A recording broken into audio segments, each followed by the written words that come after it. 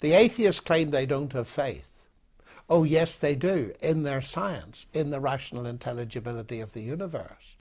But half a minute, where's the evidence that that faith is justified? In their worldview, it doesn't exist, because their worldview is that human intelligence is simply the product of a mindless, unguided process. But if that's the case, why on earth would you give it any credence whatsoever? Why would you believe any thing that it produced? As John Gray has pointed out not so long ago, and he has said that, you know, the interesting thing about the evolutionary doctrines that these new atheists base so much of their worldview on is that they are geared to survivability, not towards truth. So why would you believe anything produced by an apparatus that is thrown up by such a mindless, unguided process? What am I saying? I'm saying, firstly, there is such a thing as blind faith. It is very dangerous in the religious sphere, but it seems to me that the atheists are coming very near to being guilty of blind faith when they trust the human mind for which they haven't a shred of evidence on their own hypotheses, in their own worldview, that it should be considered as reliable.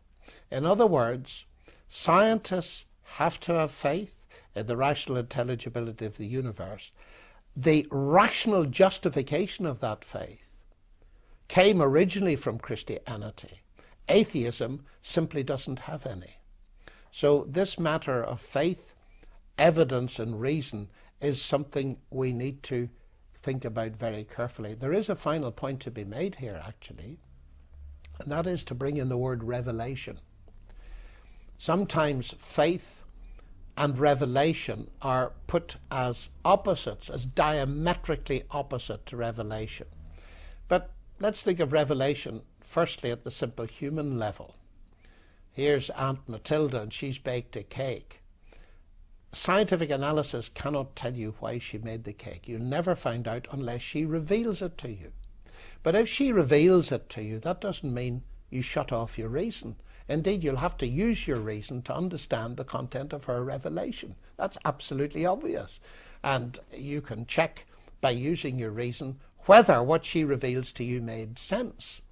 If she says she made it for her son Jim, and you know she's a son Jim, then that makes perfect sense. At the higher level, it's exactly the same as this.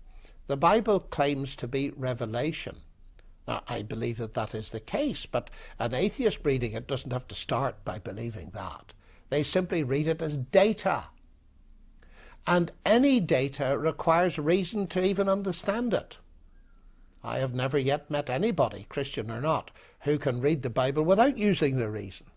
So to say that reason and revelation are opposed is to make a fundamental category mistake. The issue is simply this. We get data from nature, we use our reason from that. The Bible claims to be a revelation of God. It claims to be God speaking. We use our reason on that.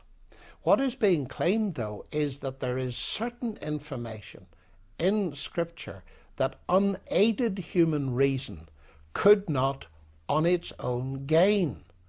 But what we are certainly not saying is that that revelation is against reason. Of course, it's nonsense. It proceeds from the source of all reason, God himself.